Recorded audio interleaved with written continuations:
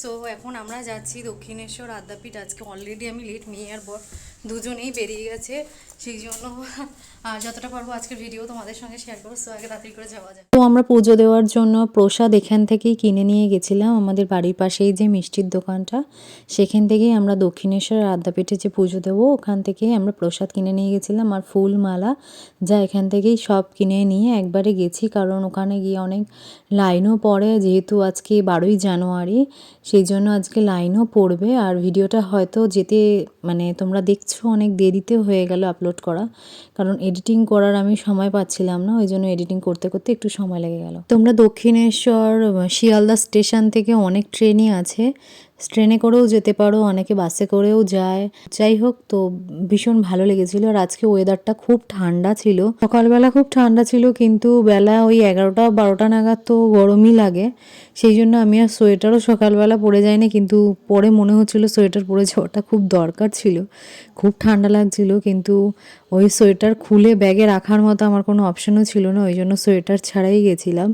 তো লোকে ভাবে হয়তো ফ্যাশন করছিলাম, কিন্তু সেরকম কোনো ব্যাপার ছিল না। আমার ব্যাগের মধ্যে ঢুকিয়ে মানে অত মোটা সোয়েটার ব্যাগে ঢোকানোর মতো অবস্থা ছিল না বলে নিইনি। তুমি ফ্যাশন দেখাচ্ছ, সোয়েটারটা না পরে এসে কালকে সারা রাত্রি খাক খাক খাক খাক করবে। আরে একটু পরে রোদ উঠে যাবে আর তখন ব্যাগের মধ্যে ঢোকাবো, তো ভালো লাগবে। 11-12 তাপমাত্রা আছে জানো? হ্যাঁ, 11-12-13 এরকম তাপমাত্রা।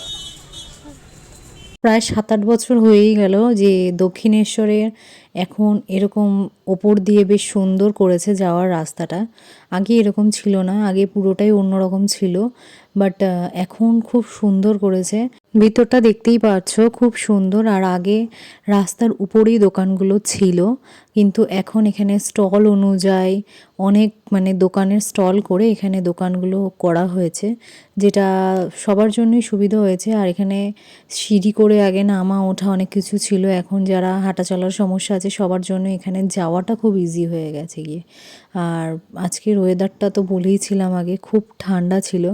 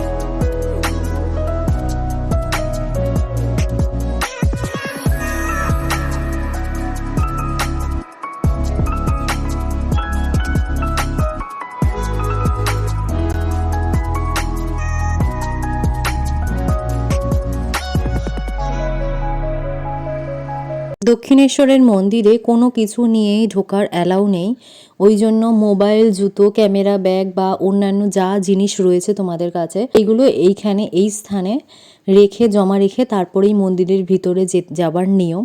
তো এখানে জুতো, মোবাইল, ব্যাগ এইসব রাখার জন্য একটা কুপন এখান থেকে কাটতে হয়। আর আজকে যেহেতু 12ই জানুয়ারি, এমনি একটা অনুষ্ঠান, স্বামী বিবেকানন্দের জন্মদিন, সেই জন্য এমনি এখানে প্রচুর ভিড় হয়েছে আজকে।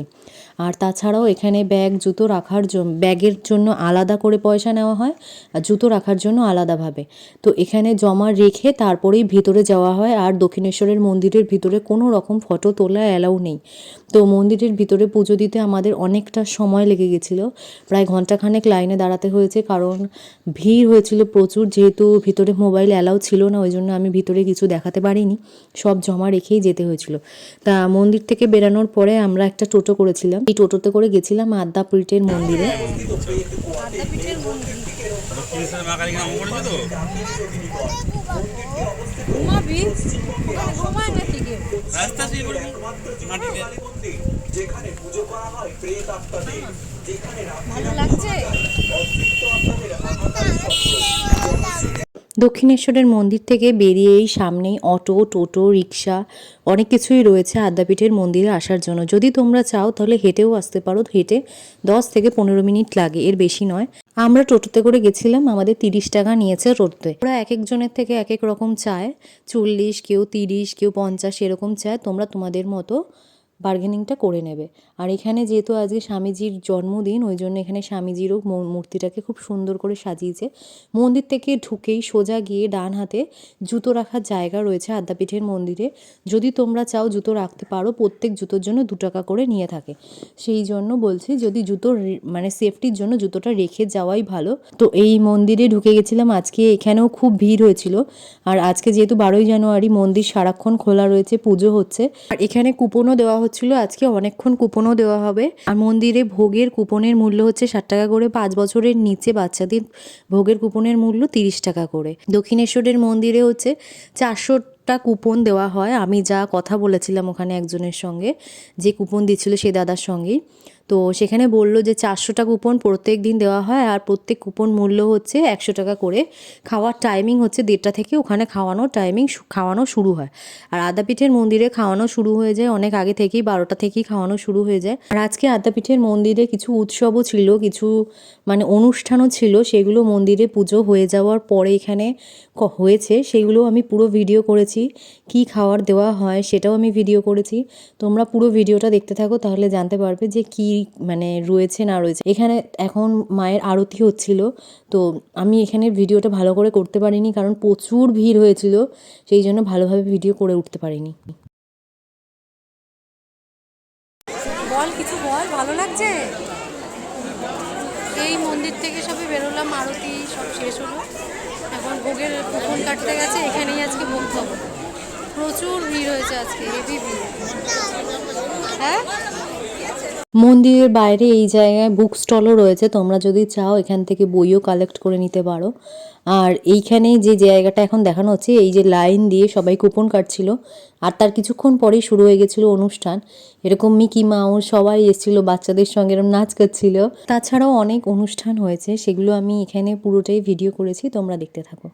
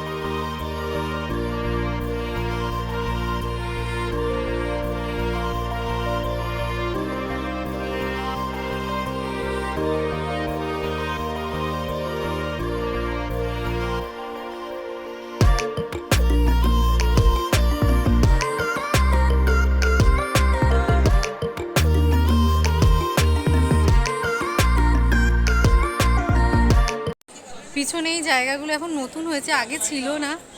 কি ভোগের জন্য দেরি আছে তো। এখানে আদ্যাপীঠেই ভোগের কুপন কেটেছি, এখানেই আজ ঢোকাচ্ছে। চলো চলো, সো এখানেই এখন আজ খাওয়া দাওয়া করবো আদ্যাপীঠে। যাচ্ছি, শুধু ডাকাডাকি।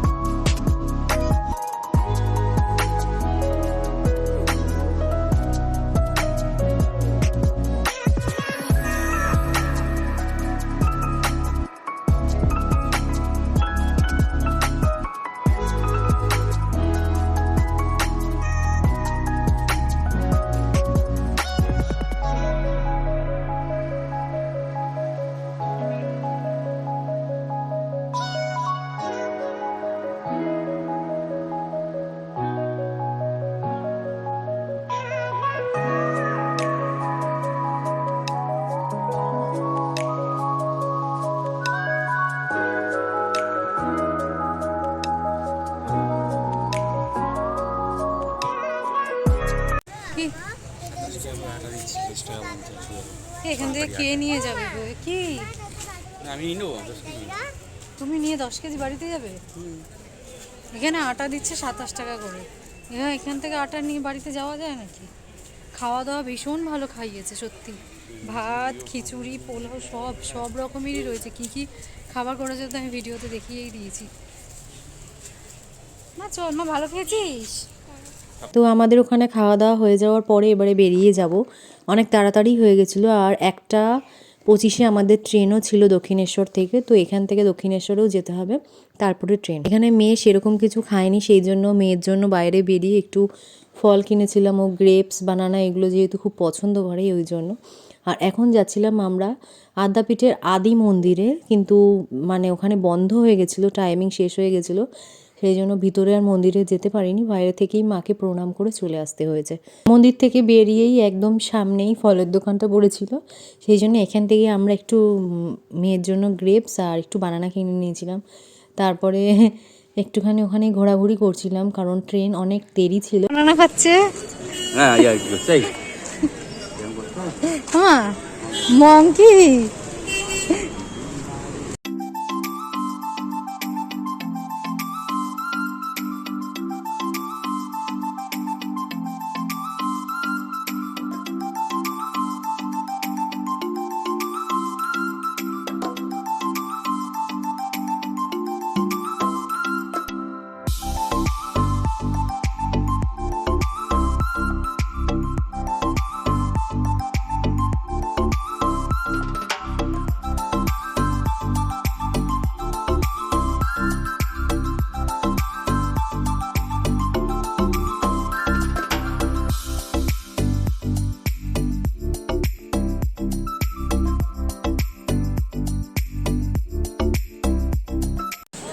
স্টেশনে বসে রয়েছে, ট্রেন কটা? 1:25। আসতে অনেক দেরি আছে।